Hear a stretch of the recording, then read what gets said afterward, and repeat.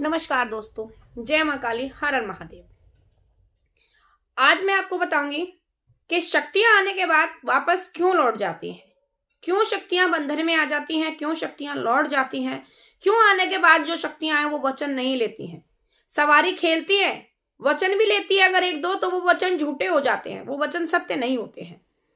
बहुत से बच्चे कहते हैं कि भाई हम हमारे ऊपर देवी खेलती है, कुछ वचन भी लेती है, लेकिन वो वचन सत्य नहीं होते, वो वचन उनके झूठे हो जाते हैं। तो ऐसा किस कारण की वजह से होता है, और सवारी की बात सच क्यों नहीं होती, सवारी आने के बाद क्यों रुक जाती है, और फिर कभी सवारी लौटती है या नहीं लौटती है, उसी के बारे में यहाँ पर आज मैं आपको बहुत जानकारी दूंगी। तो वीडियो को अंत तक देखिए, इसको बिल्कुल भी ना करिएगा। और साथ ही चैनल पर पहली बार आए हैं तो चैनल को सब्सक्राइब करके बेल आइकन के बटन को दबा दीजिए, ताकि आपके पास और भी ऐसी वीडियो की नोटिफिकेशन पहुंच सके। तो चलिए शुरू करते हैं आज का वीडियो। देखिए, सबसे पहले तो हम बात करते हैं सवारी की, कि सवारी शरीर पर आने के बाद में क्यों रुक जाती है। चाहे वो सवारी किसी की भी है, चाहे किसी देवी की है, देवता की है, या घर के पितरों की ही सवारी क्यों ना हो।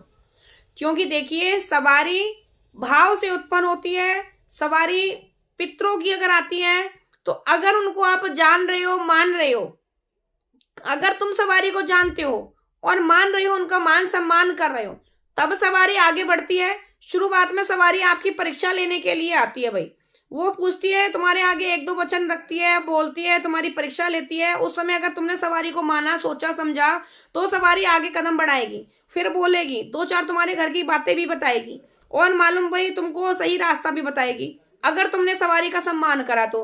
वहीं अगर तुमने सवारी को नकारा, अगर सवारी के सामने कोई एक व्यक्ति भी ऐसा बैठ गया जो सवारी को नहीं मानने वाला है, और जैसे कहते हैं ना, हंसी करने की भावना से अगर आप सवारी का मजाक बनाते हो, तो सवारी वहां से तुरंत लौट जाती है। ना ही तो कोई वचन करेगी, ना ही कुछ आगे आपको मार्गदर्शन दिखाएगी। उल्टा सवारी लौटने के बाद में हमारे शरीर पर जो है पीड़ा और हो जाती है, दिक्कतें आने लगती हैं सवारी रुकने के बाद में। सवारी, और बहुत से बच्चे क्या करते हैं, सवारी आ रही है शरीर पर, सवारी को रोकते हैं। वो सवारी को रोकना नहीं चाहिए, क्योंकि सवारी रोकने वालों के फिर बहुत बुरी दशा हो जाती है, बड़ी दिक्कत होती है सवारी अगर शरीर पर आने से रोक दो तो। अगली चीज, अगर किसी पितृ की सवारी आ रही है शरीर पर, वो आपके घर की भलाई करेगी, बुराई कभी भी नहीं करेगी। घर में आपको सही मार्ग दिखाएगी, सही जगह कराएगी, और दो चार बातें ऐसी होंगी भाई, पितृ बोलेंगे और वो सही हो जाए तो फिर भाई आपको पितरों को मानना पड़ेगा। क्योंकि लोग कहते हैं कि हम तो नहीं मानते पितृ, हमने गंगा जी में बहा दिए। गंगा जी में कभी पितृ नहीं बहाए जाते हैं, ठीक है। आप ये तो सोच ले हैं कि भाई हमने गंगा जी में जो है पितृ सुरा दिए, कभी मेरा मानना तो यह है, पितृ कभी नहीं सिरते हैं, वो अपने घर में ही रहते हैं, ठीक है। अभी लोग कहते हैं क्या इनको 7 साल तक जो है, 10 साल और हजारों साल इनको पितरों को जो है जन्म ही नहीं मिला जो हमारे घर में। देखिए, जन्म सबको मिल जाता है, आत्माओं को जन्म मिल जाता है, लेकिन पितृ योनि जो होती है वो पितृ योनि ही रहती है।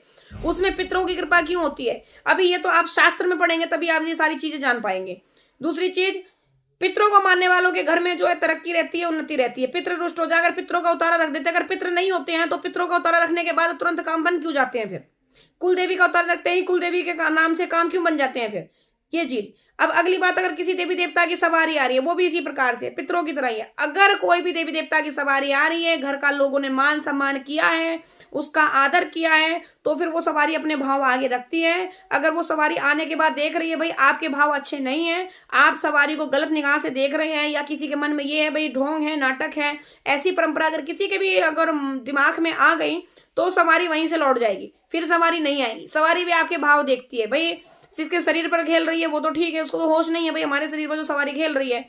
अभी सामने वाले व्यक्ति के से बात हो रही है सवारी की, क्योंकि सवारी जिसके शरीर पर आएगी उसी से तो बात नहीं करेगी। सवारी घर के सदस्यों से बात करने आएगी, घर के लोगों को तो जानकारी देगी भाई क्यों आई है, क्या करेगी, कैसे कार्य करवाएगी।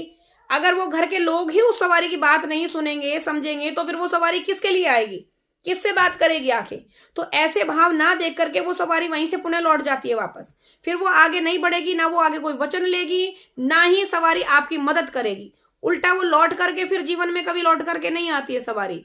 ये मान लीजिए अगर एक बार सवारी आकर के लौट गई तो 1% ही चांस, बड़ी मुश्किल से होता है कि हम सवारी को वापस लेकर के आ पाए। नहीं तो सवारी लौटने के बाद दोबारा वापस नहीं आती कभी भी।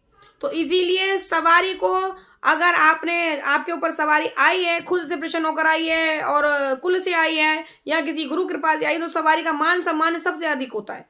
सवारी का मान सम्मान करो, सवारी का मान सम्मान सबसे पहले होता है। अगर आपने सवारी का मान सम्मान करा, वो देखो बात तो वही होती है कि एक हाथ दे एक हाथ ले। आप सवारी का मान सम्मान करेंगे, आज सवारी आपको आशीर्वाद देगी, आपका कल्याण करेगी और आपको आगे बढ़ाएगी मार्ग में, हर प्रकार से जो है आपको तरक्की देगी सवारी। ठीक है, तो सवारी में ही सब कुछ नहीं है। मैं नहीं कहती कि आप सवारी लो, लेकिन आप अपने इष्ट का मान सम्मान करो, उसी में आपकी कृपा मिल जाती है, आपको आपके कार्य बनते हैं। ठीक है, जरूरी नहीं है आप सिद्धि साधना करो। बहुत से लोग क्या कहते हैं कि हमको सवारी चाहिए, सवारी चाहिए, किस प्रकार से मिलेगी? सवारी से ही सब कुछ नहीं हो जाता। आप सच्चे मन से पूजा पाठ करने लगो, उसी में कृपा प्राप्त हो जाती है। जो कोई भगत नहीं कर सकता वो आप मात्र कृपा से कर सकते हो। शक्ति प्राप्त करके क्या करोगे? बहुत से लोग तो अपने सच्चे मन से पूजा पाठ कर लेते हैं, उनके पास में कोई गुरु नहीं होता, कुछ नहीं होता, लेकिन उनके अंदर कृपा ऐसी आ जाती है कि वो कुछ नहीं जानते हैं। किसी को कोई दिक्कत हो गई, उनके मन में से केवल भाव आते हैं, उन्होंने उठाया, 2 लौंगली उठाकर उतारा करा और जला दिया, भैया हो गया उतारा, और उनको आराम भी मिल जाता है। वो कैसे मिल जाता है?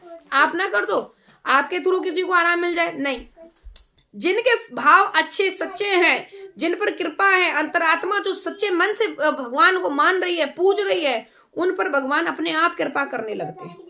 तो सवारी को अगर आप मानोगे, चलाओगे, तो वो आपके साथ चलेगी। अगर आपके भाव में सवारी नहीं है तो सवारी नहीं चलेगी, वो लौट जाएगी पुनः। वो आपके साथ में कोई भी कार्य नहीं करेगी, ना कोई वचन भरेगी। जो उसने वचन पहले दिए भी है ना, वो वचन भी अपने साथ में ले जाएगी। वो वचन भी वो सत्य नहीं होंगे। फिर बोलेंगे भाई सवारी, देखा हमने कहा था सवारी थी, वचन दिए, तो फिर वचन झूठे क्यों हो गए?